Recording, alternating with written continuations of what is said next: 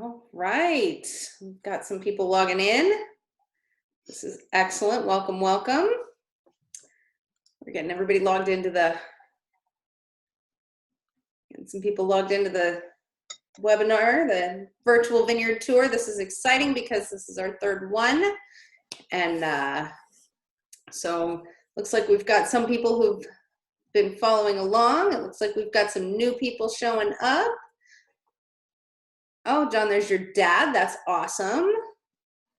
And yeah, this is great. Yeah, he's been following along. Excellent. So, all right. Well, to those of you who've been with us along our journey through the Yakima Valley, this is awesome. Today we are concluding our tour with Quintessence and Red Mountain on the east end of the valley. We started with 2 weeks ago, for those of you who haven't been with us along the whole ride, with Jonathan Sauer. Say hi, John. Wave to the crowd. Hey, guys. John's a fourth generation farmer from out in Red Willow Vineyard, and he did a great overview of the history of their vineyard, which is kind of analogous to the history of the Washington wine industry, because they are one of the pioneering wine growing families in terms of quality, new varietals, all sorts of great stuff. So if you missed that one, go over to watch it on YouTube.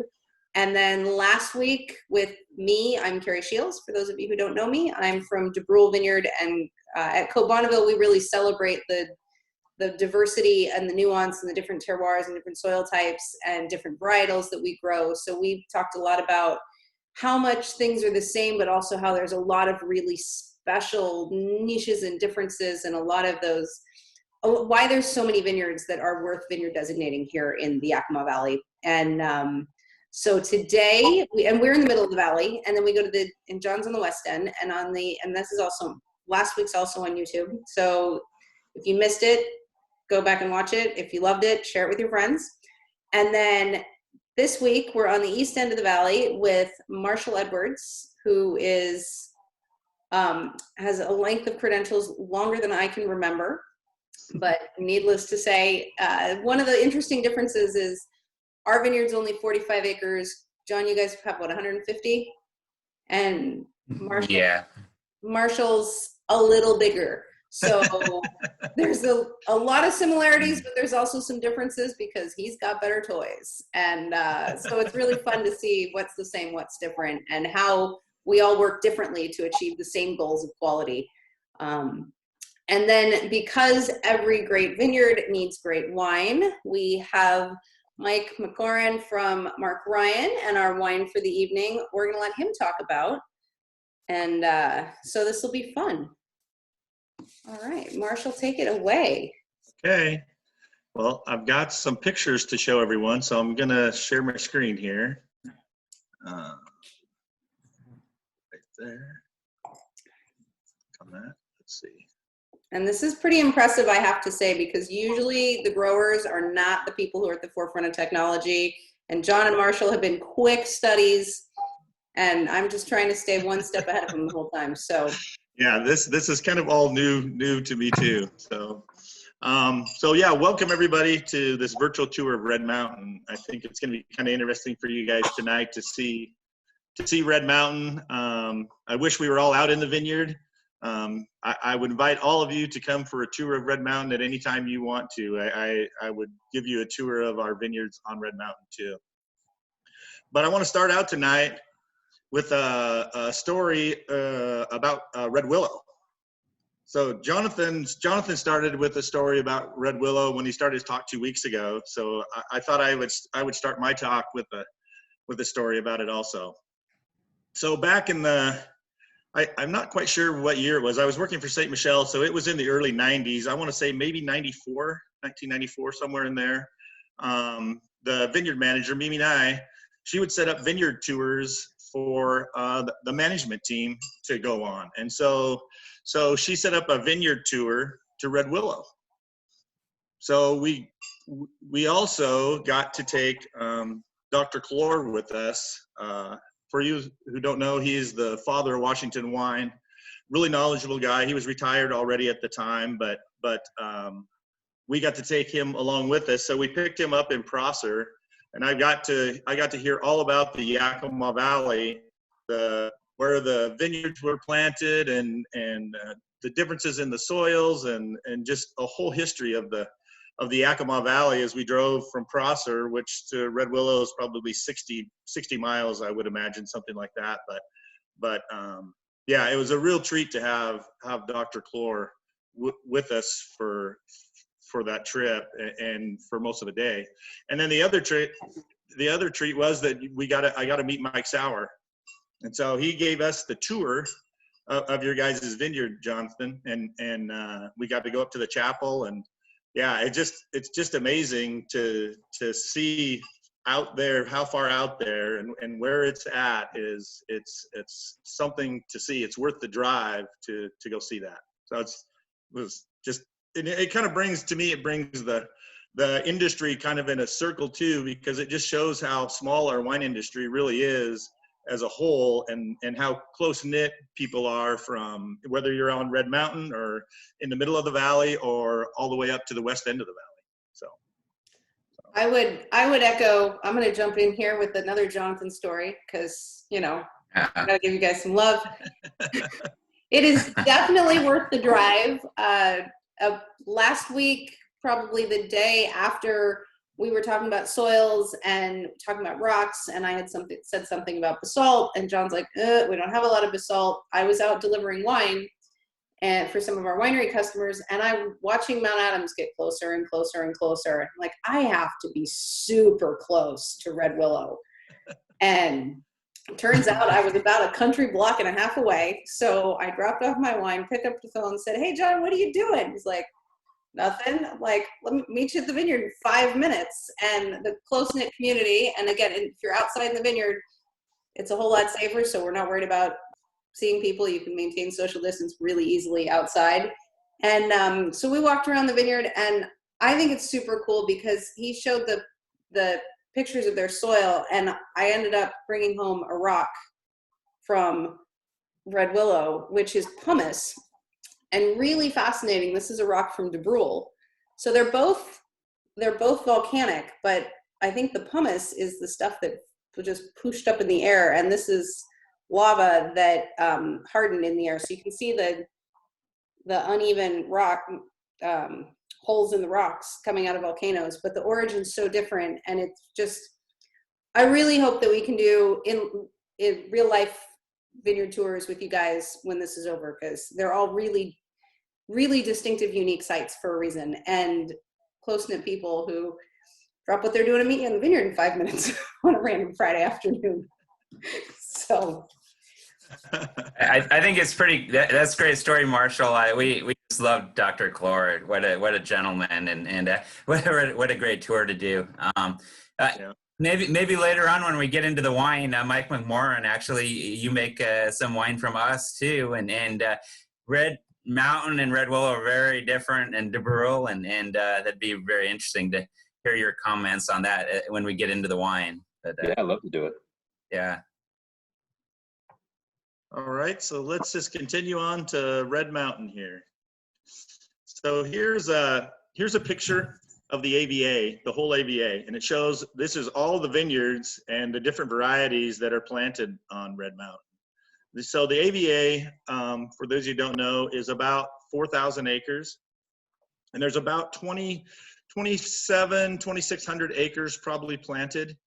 Right now, it's the smallest AVA in the state until Candy Mountain gets approved, and as soon as Candy Mountain is pretty close to being approved, so as soon as I think the government gets back to work and everything gets somewhat back to whatever normal is going to be, we should see Candy Mountain, which will end up being the smallest AVA. But Red Mountain is by far the most densely planted AVA. So if you look at this, I mean, there's a lot of different growers, so it's really a community of vineyards. There's a lot of vineyards touching other vineyards, and a lot of growers. We're all intermingled together, and so it's pretty nice. It makes it to a nice community of people. There's some of the best growers in the in the industry are on Red Mountain when you've got Scott Williams and Dick Boucher to be able to work with or to have if you've got issues. Shaw Vineyards. So I'll see if I can move the pointer around here. So this is Quintessence Vineyard right here. Quintessence is the biggest contiguous vineyard, a little over 300 acres. But Shaw Vineyards, we actually have 9 different vineyards on Red Mountain for a total of 600 acres. So just a little bit over 600 acres. So I don't know how well, hopefully you guys can see these, but this is Quintessence Vineyard. And if I come all the way over to here, this is what we call our Shaw Red Mountain Vineyard. Our Shaw 32 Red Mountain Vineyard is right here. This is an older map. We actually have 3 blocks that are planted all the way to the very top of the ridge, right up to the AVA line right here for JM Cellars. And then through the middle, this is the Henry Earl Estate Vineyard right here. This is our Quinn Vineyard. There's our Obelisco Vineyard.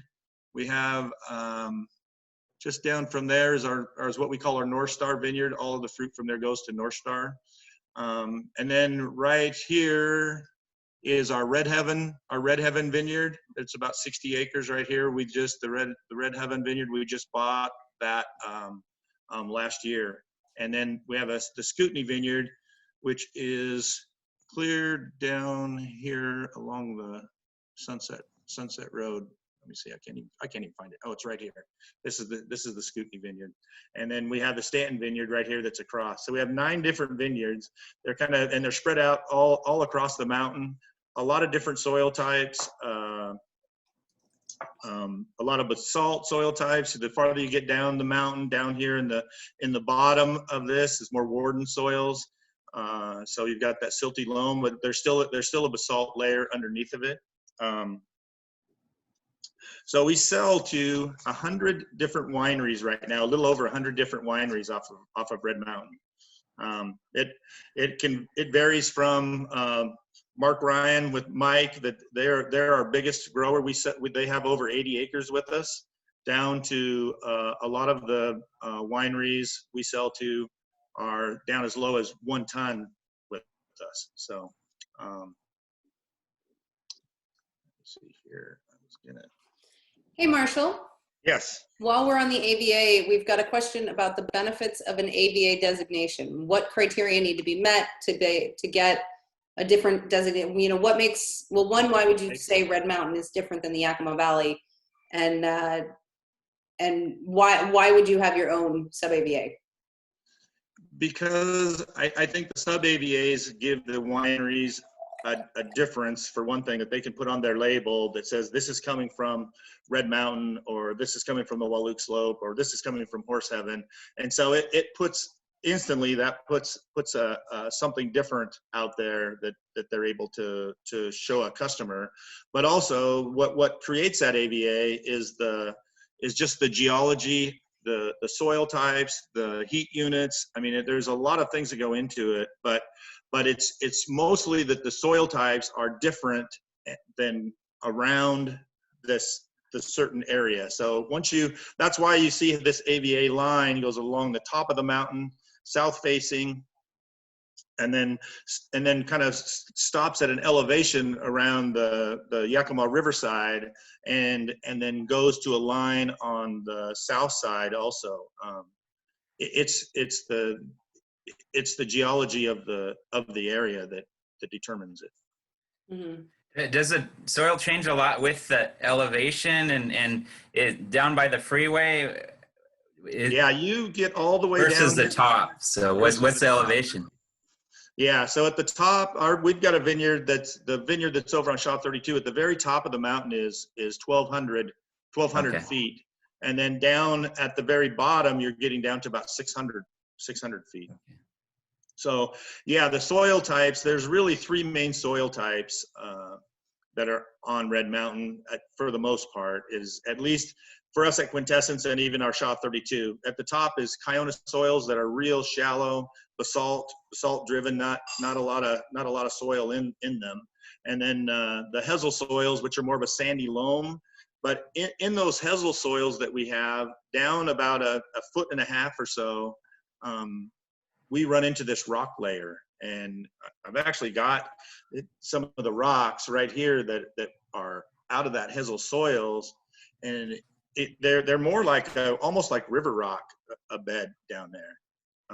But at the top, we've got these basalt. This is just fractured basalt. So at the top of the vineyard, it's all basalt layer up there, but it fractures. I mean, it's not fun to put the trellis in or to plant into, but it's doable. So We have basalt too.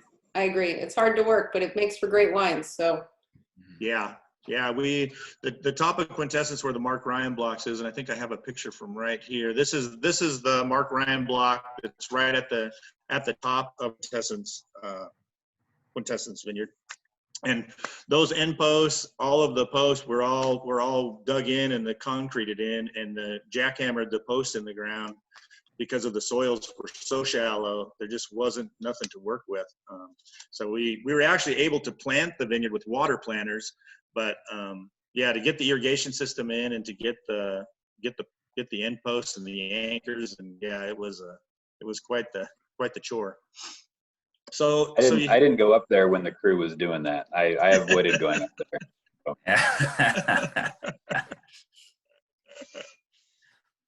So Quintessence Vineyard, we've made the first planting in 2010. Let's see, I went the wrong way here. That's just there's a picture of the vines, what they look like today.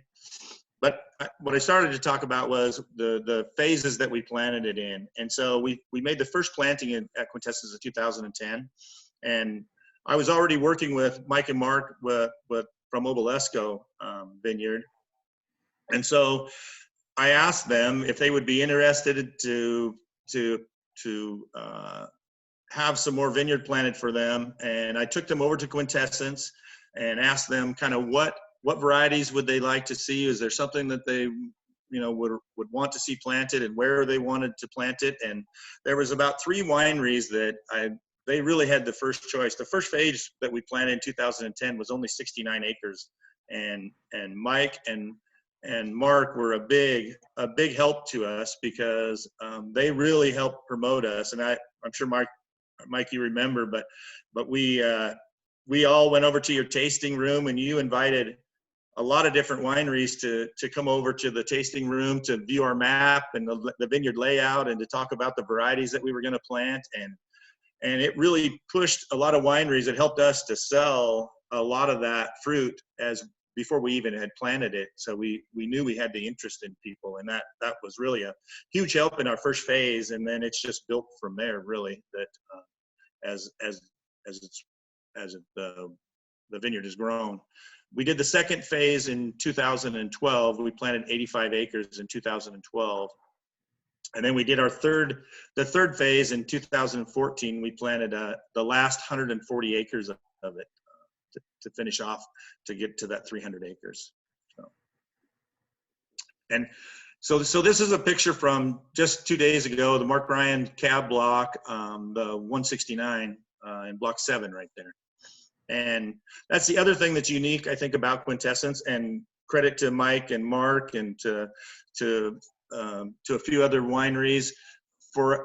We planted quite a few clones. I have 11 different clones of Cabernet planted at Quintessence, and I think that's a big help to the wineries. I have a lot of interest in clones. I had a lot of people at first tell me that they really weren't interested in clones. Clone 8 is the standard clone, and they didn't really care about clones. And then once those clones were starting to be harvested and other wineries were working with them, it really sparked the interest in a lot of people that wanted some of the Clone 2, the 169, or the Clone 33, or the 191. Those were really popular, and it kind of helped us. It kind of showed us the way when we were planting more cab, because we're 80% probably Cabernet on all of our vineyards on Red Mountain. So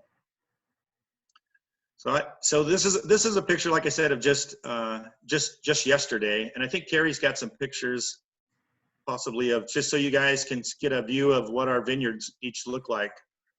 And I will stop sharing this, Carrie, so hopefully this works.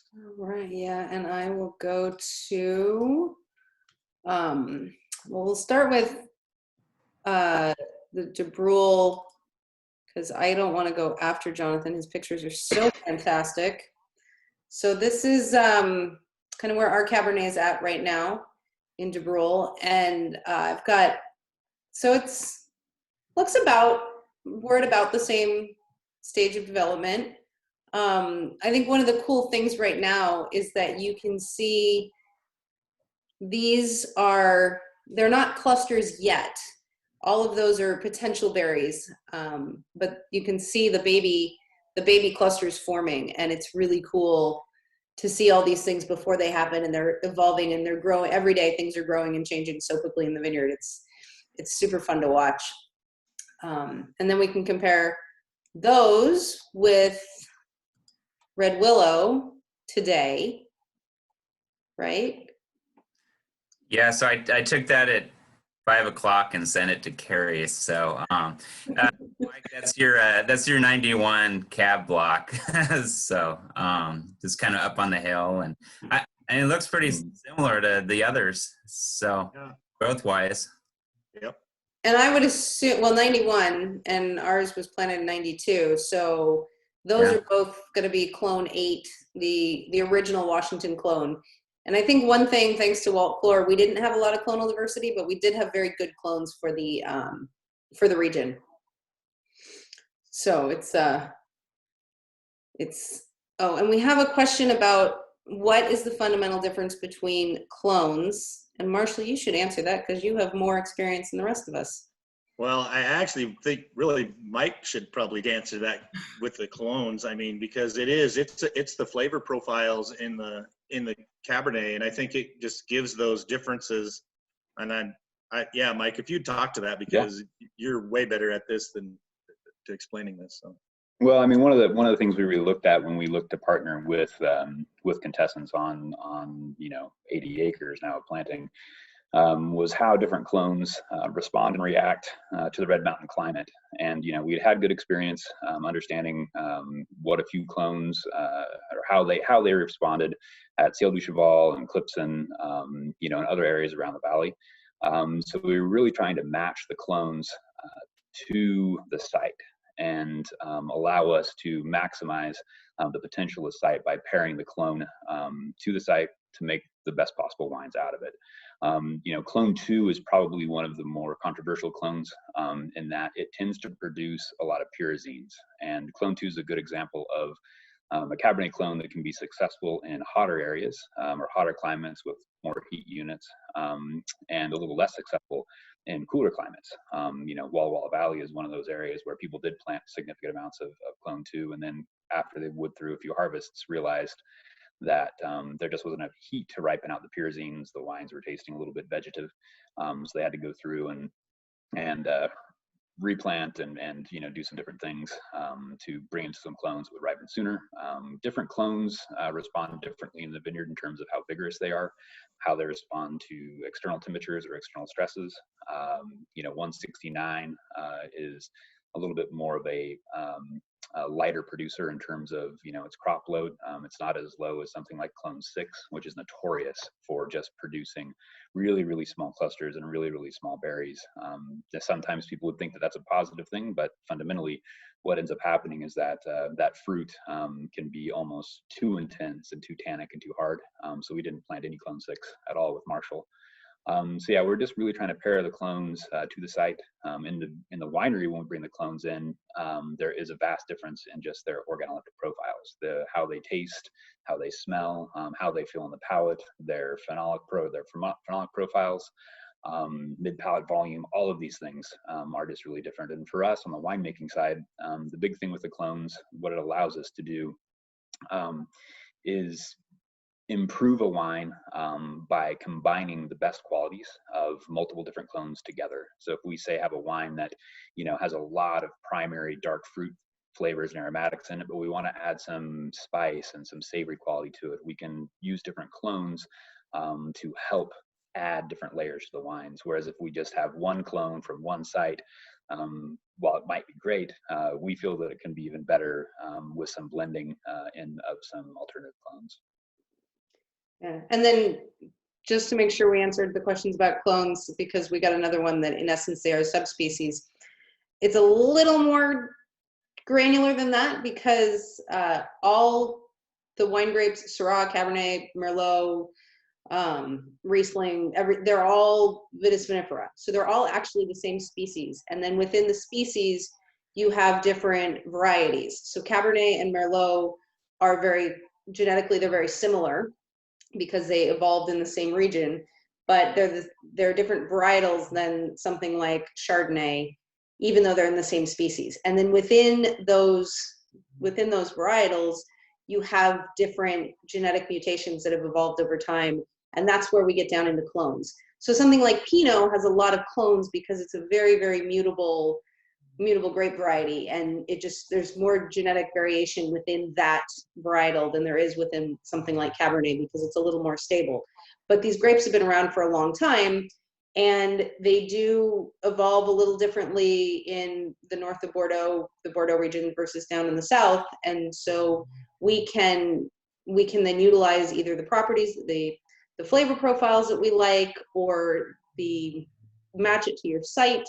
And it's another tool, as Mike was saying, to really dial in exactly what you're looking for. So I hope that answered your question, Greg. All right. All right. So we'll move on. So here's just another picture from the top of the Mark Ryan blocks, looking down from Quintessence, and it's actually looking over at Candy Mountain. So right here is Candy Mountain, that will soon be its own AVA. We have a 55-acre vineyard or 60-acre vineyard planted right here that'll have its first crop this year, and hoping to plant some more over there when we kind of get the industry turned around here. So. Are you doing mostly cab over there, Marshall? No, we actually don't. We have about only 10 acres of cab in all of that. The rest of it is all, I've got 10 acres of Sangiovese planted over there, Mourvedre, Grenache, some Merlot. So it's a hotter site then. Yeah. It's really good, really nice soils over there, deep warden soils. Okay. Excuse me. And it's all southwest facing, and according to Dr. Clore, that old area right there is he way back said that was the hottest area in the state, was right there. Wow. And it is hot. I think it'll be, the heat units will be as every much as Red Mountain, I think. Okay. I'm pretty excited. There's just another picture from the bottom of Quintessence looking up. That one's just a little bit blurry. You can see this is the Colsolari wineries right up there. But you can really kind of see here too, from the floods when they came through, you can kind of see where the water level was at, where it's kind of scarfed around the hill that just the top of the mountain was sticking out at the time from the Missoula floods that dropped all of this basalt rock, the granite rock that we've found out there, and just all of these ancient soils that the vines are planted in. Here's last week we talked about soil pits, and so I wanted to see if I could, I wished I had a better picture, but this is one of the soil pits that we've dug, and this is up on the very top of Quintessence when we were planting this vineyard for Mark Ryan. We've dug a lot of these pits, probably in that 60 acres or so. We dug, I think, around 150 soil pits that we mapped out. And we mapped them all out on Google Earth. So I actually have a map of those on Google Earth, and I can go on there, click on it, and see the soil type that we have. We wrote down the soil type for each one. We took pictures of every pit so you could see what it was, and then that's how we kind of laid out the blocks, and that's how we laid out the irrigation system. To the best of our ability, you really try to lay the system out to match the soil.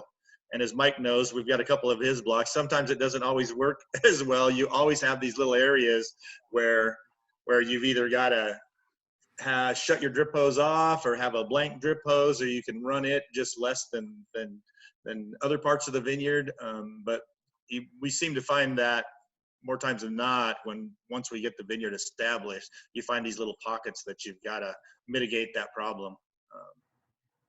So here's another picture of some of the rocks that we moved, and you can see these basalt outcroppings, and they're all over out in here, even though you really can't see them, but they're just poking out of the ground, and so it's quite the chore to put a vineyard in here. There's about 3 acres left up here at the top, and as valuable as this ground is on Red Mountain, I can see us planting it someday. So I'm sure as soon as the Shaws and the Keltniks would ask us to plant this, we'll be planting it, I think. So this is another picture from the Mark Ryan blocks of just harvest, and I wanted to kind of talk a little bit about harvest, because most of everything we do on Red Mountain is all done by hand. We do machine pick a little bit, but probably 85% of the harvest we do is all done by hand.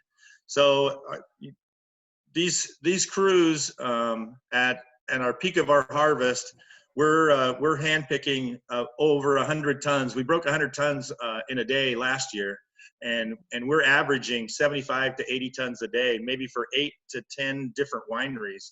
And so it's quite a chore to keep this all straight and to be able to manage all this. And we do this, we pay our people by the piece, so they make really good money when they're hand picking, and they do an excellent job too. I know we were talking about that last night at Carrie's happy hour, just the hand picking and how important. And really, the vineyard's really, it is about the soils, and it is about the where it's at Red Mountain, and where it's at on the mountain and the slope, but it's really about the people.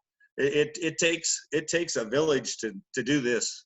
Really, it does. It takes a lot of people when you're talking to managing 600 acres on Red Mountain, that most of it is all done by hand. And so I have a lot of really, really good people that I work with. So yeah, so it's an undertaking when we're at harvest, but it's also a lot of fun, because it's when you get to really see the fruits of what you've done all year long, and you can see how it all turns out. So there's just another picture of them dumping fruit, and so I wanted to show you a picture of the Aero mechanical harvester, so that we use also. So this actually has an onboard destimmer right here. So it'll destim the fruit right out in the field, and I can take this and I dump these. Either I can put them in the macro bins, just like the hand crew is picking into, or some wineries will actually bring us their fermenters, and we'll put them directly in fermenters. And so we're saving them a process in the winery. And it's really a lot of our smaller wineries that we work with. They don't have as sophisticated as equipment as this Aero harvester is, with this destimmer on there, and we can get that fruit very, very clean. And so a lot of the smaller guys are having us machine pick it. And it also helps because, if you wanted your fruit picked, on Wednesday, and I don't get a lot of people like Mike who call me a week in advance and make sure that we're all ready to pick for them. Usually they call like the day before and say, hey, can I get my 2 or 3 tons? Can I get it picked? And a lot of times we can't do it because our schedule's full if it's in the heat of the season, in the middle of the season. And so this harvester really helps to, and we can pick it at night too. So we can pick it at night, and so they can be there at 7 in the morning to pick it up. Fruit's ready to go. So, and there's just another picture of it in the row for those of you who haven't seen a harvester. It actually has bow rods on it that shake the vine, and then they knock the fruit off, and then it's carried up this, I guess I can't really quite do the pointer here, carried up this belt in the back, and then dumped into the destimmer. And then there's this tub right here that on the side that actually holds the fruit. You guys get 3.5, 4 tons per acre. Is that correct? Yeah, that's what we're, somewhere between 3 to 4 tons, depending on what the winery would like to have us do. Well, and vine density too. That makes a big difference a lot of times when, we're talking about vine spacing and vine density, and, at higher plantings, it's pretty easy to get 4 tons, when you have more vines per acre. Yeah, I guess I should explain this. This is all 7 foot, 7 by 5 for the most part. We've got the Mark Ryan blocks on the very top. Those are actually 3 foot down the plant row and 7 foot. So there's a little over 2,074 vines per acre on those plantings. And but our 7 by 5 bilateral, which is a 2 cordon, or it's a cordon going each way. There's 1,245 plants an acre. That's nice. So here's, oh, go ahead, Carrie, you got something? Oh, I was just going to say that's nice. Our irrigation is not that close. So to put that many plants on, it would definitely increase our yields. But just to go back and, like you were saying, to redo all the irrigation and all that infrastructure in all the rocks it means that we don't get the kind of yields you do. Yeah. So if everything is under drip irrigation, and I know we've talked about it the last couple of weeks too, but I think it's so important. Everything to me, it's the most important thing that we do in the vineyard is irrigation, and how we manage our irrigation, and the tools that we use to manage our irrigation. So this is an ag weather net station that's actually, I'm very fortunate because it's right on Quintessence Vineyard. It's right on the edge of our vineyard right here. And so we can utilize that, and it's a free service from WSU. Anybody can log in and use them. They're all over the state. We have them close to almost all of our vineyards at some, somewhere around our vineyards. They're there, and it's excuse me, it's great because they have a lot of different models in this. One of them is a watering a model usage, and we use it. I use it. I like to look at it just to see kind of what the vines are using that week, and it kind of gives me a good idea. Like right now, we're watering because we're trying to grow the vines right now, and we're trying to get through set. But once we get through set, we'll go into deficit irrigation, and hopefully by then, if we time everything right, we'll have the canopies that we want. So we want to stop the canopy growth, and so then we will start going anywhere from 50 to 70% of what is being used by the plant to get it to shut down and stop. And then so this helps me to kind of look at what grapes are using, and it gives me an idea of kind of where we want to water. It's one of the tools. We have some moisture sensors out there in the ground itself, right in the block, and I can actually look at those on my phone. It shows when the water's been turned on. I can tell exactly to the minute how long the water's ran. It graphs it out for you, so you can actually see when your profile, if it's 40% full, 50% full, and then you can watch it. You can look at it daily and watch the vine drink the water as it goes down. You can see it actually as it's taking that water up, and it gives you the idea of when to irrigate. Those are really great. They're kind of expensive, so I don't have them everywhere that I'd like to have them, but we put them in strategic places where we've got shallow areas in a block, so we know that area will get stressed first. So we're hoping that we can see that coming. So we'll use it there, and then we randomly have them in some other blocks to just give us another idea. But we still do it the old-fashioned way and take a shovel and a probe. I carry a probe in my pickup, and I'm constantly out there just to probe, just to get that feel for what the soil is like too.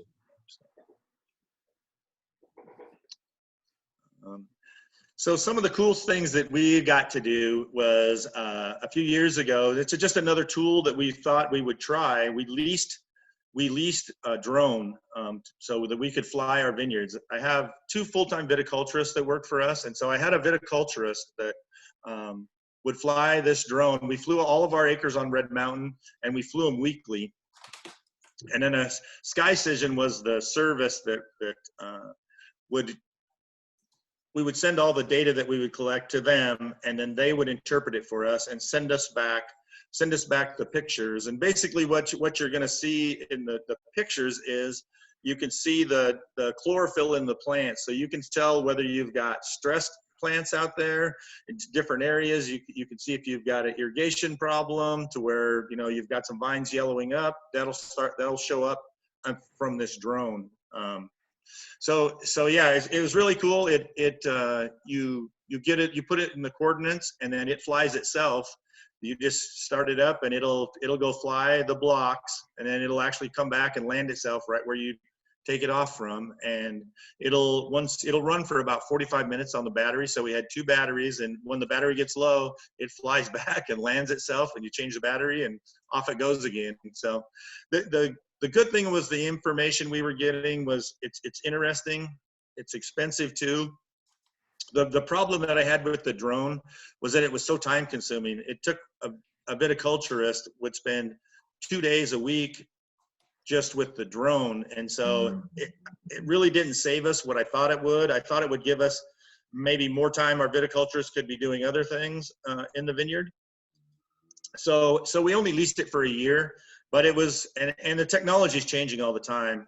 It's getting cheaper and cheaper, and it takes some really nice videos too. But I'll show you the next picture when nature and this was day 1 of our drone, and the guys that were showing us from SkyShiz and how to fly it show this. It was up in the air, and he actually took these pictures. But this hawk was not too happy that this drone was coming into his territory to hunt mice, I think, with him. So he got that close to that drone and then flared up. He didn't hit it, but for a second we thought he was going to knock it out of the sky. So it was kind of crazy. So Marshall, you did, well, 2 questions. One, how big is your crew? You said you have a couple of viticulturalists. Yeah. Then how big is your crew, and how much does that vary throughout the season? So like right now on all of our vineyards, well, just on Red Mountain right now, I have 67 people in the field working right now, shoot thinning. And then on top of that, I've got another 10 tractor drivers that are operating equipment. And then on top of that, I've got 4 foremen that are out with the crews. And then I've got an assistant manager and then another vineyard manager in Eduardo that's there to watch over Red Mountain too. So it takes a lot of people to do this. But altogether, with all of our vineyards, I've got 170 some people working right now, spread out from Mattawa to Horse Heaven to our Basin City vineyards. And you needed somebody to fly those drones, even though you did program it to fly itself automatically, right? Well, you just have to, yeah. We thought you could go off and leave it, but you really can't go off and leave it as much as it flies itself, really. But you're always worried about where it's so we had our viticulturists there with it the whole time. So it just, yeah, it was just too time consuming. But it's cool information. But so now we've kind of changed it up. So now there's another way you can get information, and that's off satellites. So this is a picture of the block, 1 block of ours on Red Mountain, and it's off a satellite. So the satellites take pictures bi-weekly. So you can see, you can get these pictures. They automatically just come to you. So you can tell from this, you can see where we've got some stressed areas. We've got some of this green in here where we've got some vegetative areas. So you can see the variation in this block. And so the nice thing about this is that you can take a pin from this and send it to I can send it to the viticulturist. I can pin this, and they can put it on their phone, and it'll take them right out there to the block. I can't zoom in on this picture now, but we can zoom in right down to where you can almost see, you can definitely see the rows right here now, but you can get close enough to see the plants, and it's kind of crazy, but they can go right out to that area in that block and see what's going on. If it is a irrigation leak or whatever is going on with it, if you've got plugged emitters or something like that. And Don wants to confirm this is NDVI, right? Yes, this is NDVI. Yeah. So another thing that we do, oh, well, I should talk about irrigation some more. We do multiple things to make sure that we've got quality in the fruit through irrigation. We use a pressure bomb also that we'll go out and check just to see what the stress is in the plant. And what that pressure bomb is that you take a leaf and you put that in there and it'll apply pressure on that leaf until it will push on it hard enough to tell you how many bars before it starts to push water out of it. So you can tell whether your plant is in stress or moderate stress or heavy stress even, and by how many bars it takes when you do it. The thing with that is that you need to do it same time of the day, whenever you're going to do it, and it's usually about midday, so maybe 12 to 1 o'clock. You'll go out and we would go out and do that and check the stress in the plants. And it's amazing how much stress you can have and you don't see it in the plant itself even showing up yet. And a lot of times when we're deficit irrigating, our vines are in moderate stress, which is kind of where we want to keep them. But it kind of surprised me once we started using a pressure bomb. We also have a question on, do you do any sap sampling? No, no, I'm not even sure what that is. I'm not sure what that is.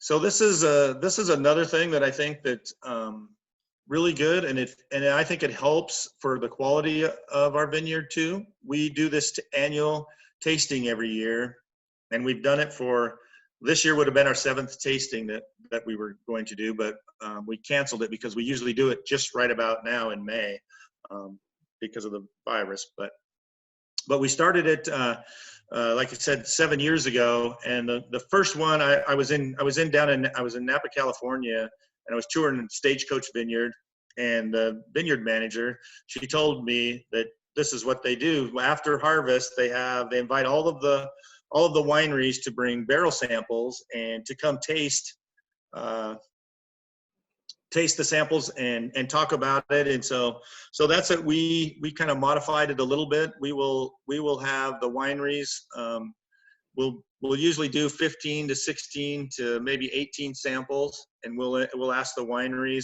different wineries to bring barrel samples.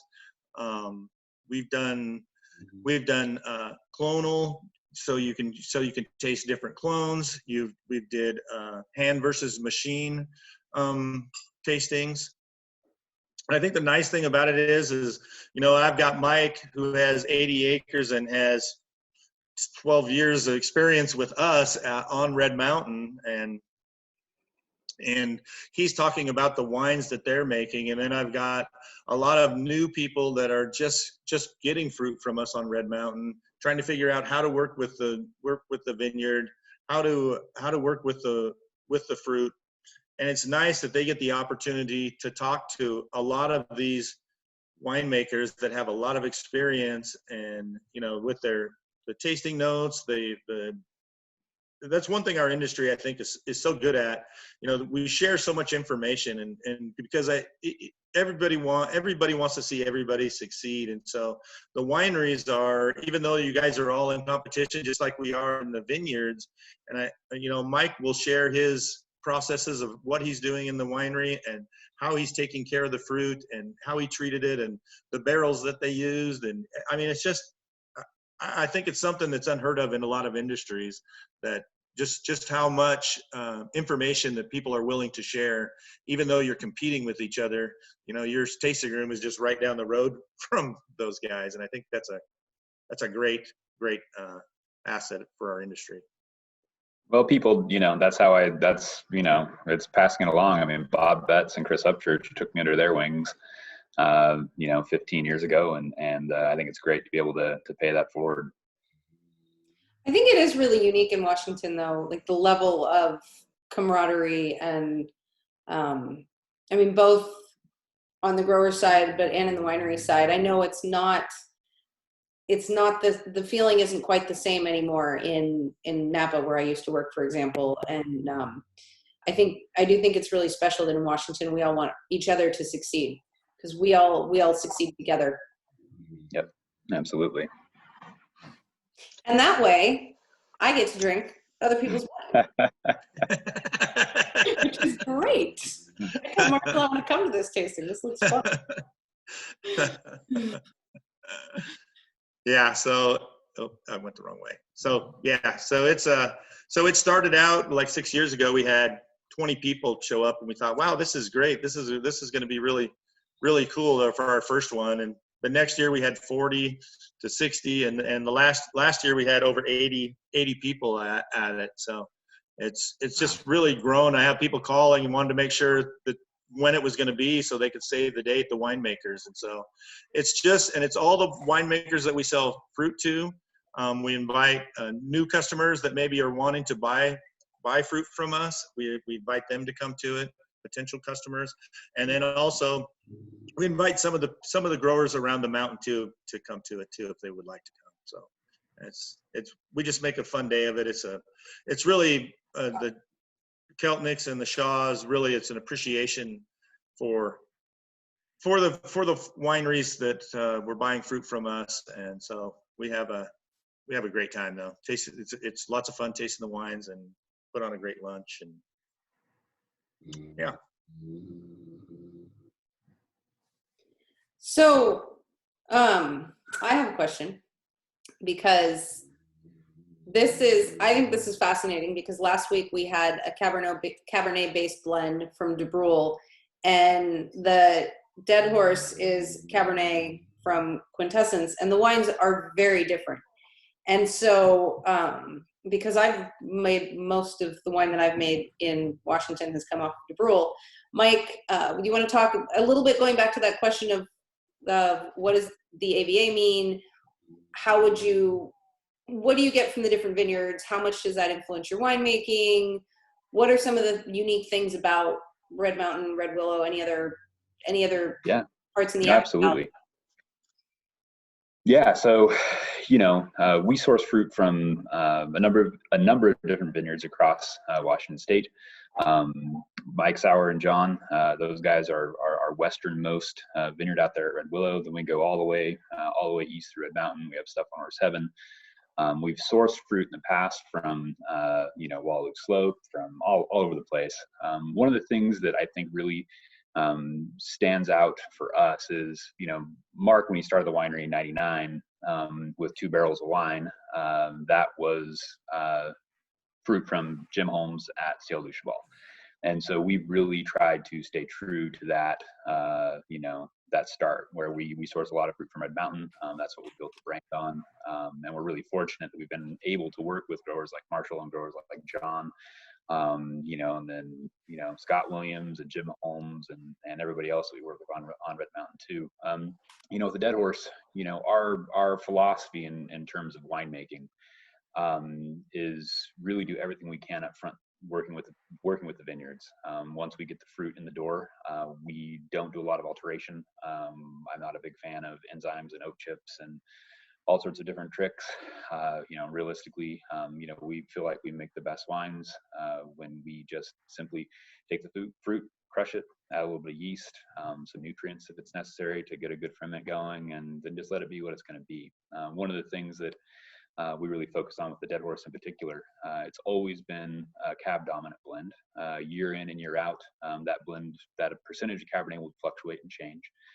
Anywhere from 80% up to 92, 93%. When we're working with fruit from all over the valley, our principal focus, we don't classify the fruit and treat it any differently, vineyard to vineyard. Like we really try and work with, we give every attention that we can to every wine that we produce, with the idea that, and it could be great, and it's up to us to just kind of facilitate. We look at ourselves more as I guess, wine custodians than winemakers, because really, with Carrie and Marshall and John, those are the people that are truly out in the vineyards and really should have all of the, all the attention for being able to create wines like this, because, it's really easy for us as winemakers to take grapefruit and just let it become great wine. But there are very few winemakers who are able to take terrible fruit and make great wine out of it. So it all starts in the vineyard, and it starts with what these guys are doing in the vineyards. In our partnership with Quintessence, we were kind of at a phase in our growth. We'd work with Marshall at Obelisco, and we're really impressed with how he was able to turn that vineyard around. In the time that he took over, the fruit quality definitely improved. And then being able to get in on the ground floor, being able to select the site, the clone, the vine density, work with them on irrigation, the whole thing. So, that's one of the things that I enjoy the most, is actually going out to, a bare site, bare earth, and walking around with the grower and picking dirt and looking to see what would suit that site. We're not trying to, when we're looking at planting vineyards with growers, we're not looking to try and, grow Cabernet in Oregon, where it's really, really cool. We're looking to what is this site going to do? What is it going to do for us? And we try to adapt, the clones and our winemaking philosophy to suit the site. In terms of the Dead Horse, again, that's one of the principal wines of the Mark Ryan program. So, Dead Horse and Long Haul are the two wines that Mark started with, and they're always, we're gonna be producing them now for 20 years, and we'll continue to produce them for 20 more. They're really important to the program. Looking at the blend on the 17 Dead Horse, which you guys have right now, that Merlot component is actually from Red Willow, and that's from the 93 block of West Saddle Merlot up out of Red Willow. What's really interesting to me, I love Red Willow, and I love what those guys do. The site is incredible, the family even more so, and really grown to love and appreciate those guys. Red Willow tends to produce wines that are more, I guess, old world in style. They have a little bit more rusticity to them. They have a more savory component. They're very dynamic in terms of they aren't linear. Their aromatic profile is complex, and there's all sorts of stuff going on in there, which is great. It makes for an incredible blending component. And it also makes for, incredible standalone wines. It was 2 years ago, actually 3 years now. Our little sister Merlot, which is 100% Merlot, was, the best Merlot in our cellar was, farmed by John and Rick and his dad. So, that was 100% Red Willow Merlot went into Little Sister. In 2018, it was 100% Quintessence. So it's just, these guys do great things, and I'm just fortunate enough to be able to bring that wine in, or bring that fruit in, and turn it into a great wine. We've got a question if you ever use any native yeast, or if it's all cultured selections. Oh man, the native yeast question. Yeah, so I have used native yeast in the past. For me, native yeast is a philosophical decision. And for us, when we were smaller, I'm a little bit too terrified of potential outcomes with native yeast, and that we're to the point now, we've got probably 1,400 barrels of wine to look after. And with native yeast, each lot or each barrel is almost its own micro ferment, because you just have such a varying degree of Cerevisiae available, and all sorts of different organisms that are going on. Chris Peterson, who's a great friend of mine, he's 100% native. Brennan Layton with Charles Smith, 100% native too. Those guys are far more relaxed than I am, I guess, because I get very concerned about some potential outcomes with spoilage organisms and that kind of stuff. I would want to monitor each barrel to make sure that we weren't having high VAs and that kind of thing. So we inoculate with commercial yeasts. At this point, even if we were to do native, we have so much commercial yeast circulating in our space, some Vianus strains of yeast as well, that even if we were to say, oh yeah, was native. Realistically, it's actually fermented by a commercial yeast strain that is just, circulating throughout the winery. Yeah, I think that's a good point, in that many times the concept that vineyard yeasts are fermenting your wine to dryness is really romantic and cool. But if you think about the environment that those yeast are living in the vineyard, it's very, very different than when you get up to a liquid in the vineyard. It's dry, the wind is blowing, there's no humidity. You get into a liquid environment with alcohol and different temperatures, and you're not going to get the same things. I mean, those vineyard yeast die off pretty early. So oftentimes uninoculated fermentations might start with vineyard yeast, but they never finish with them. Yeah, absolutely. So do we have any other winemaking questions out there? One thing I will say with Mike, especially, he spends a lot of time in the vineyard. He was just out 2 days ago.